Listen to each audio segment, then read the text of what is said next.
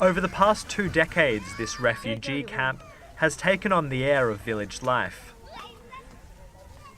Here in southern Bangladesh, a stone's throw from the Burmese border, Rohingya Muslim refugees among this 30,000-strong community have grown up and started families.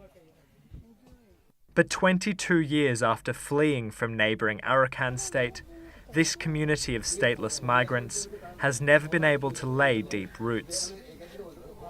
They rely on aid programs set up by the UN Refugee Agency and the World Food Programme. This family worries that the Bangladesh government wants them out of sight and could send them to one of its islands in the Bay of Bengal.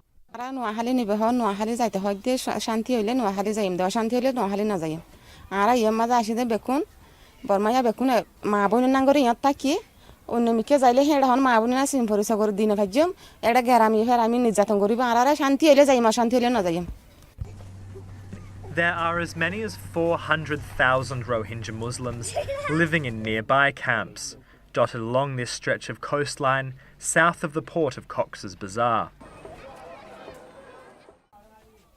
Bangladesh won't recognise these people as refugees, as the government rows with Burma over what to do with one of the world's most persecuted minorities, whose search for security is driving a migrant crisis in Southeast Asia. Around 200 Rohingya have left the recognised camp of Kutupalong over the past 4 years, boarding boats for Malaysia. This village chief says 500 more have left from the unofficial camps in the area. Rohingya refugees যারা আছে বাংলাদেশে অবস্থানরত এরাই মূলত ওই আপনার Malaysia যাওয়াটা মানব পাচারটা এরাই প্রথমে শুরু করছে এরপর থেকে এই আপনার 2-4 বছর পরে আমাদের দেশ থেকে মানুষজন জানছে যে ওখানে ভালো সুযোগ সুবিধা আছে কাজ কাম পাওয়া যায় তখন আমাদের দেশ থেকেও গত 2-1 বছর 3 বছরের ভিতর আমাদের দেশ থেকেও শুরু হইছে মূলত মূল নেটওয়ার্কটা হলো রোহিঙ্গা রিফিউজি থেকে শুরু On Saturday, police arrested one person in this refugee camp for involvement in human trafficking.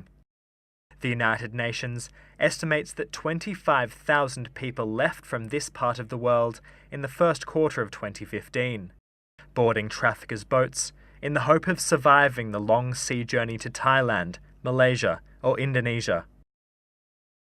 With the onset of the monsoon season, the window of opportunity for setting sail across the Bay of Bengal has all but closed. Yet if this stateless Rohingya community remains in limbo, many are sure to board smugglers' boats when the sailing season begins again in October.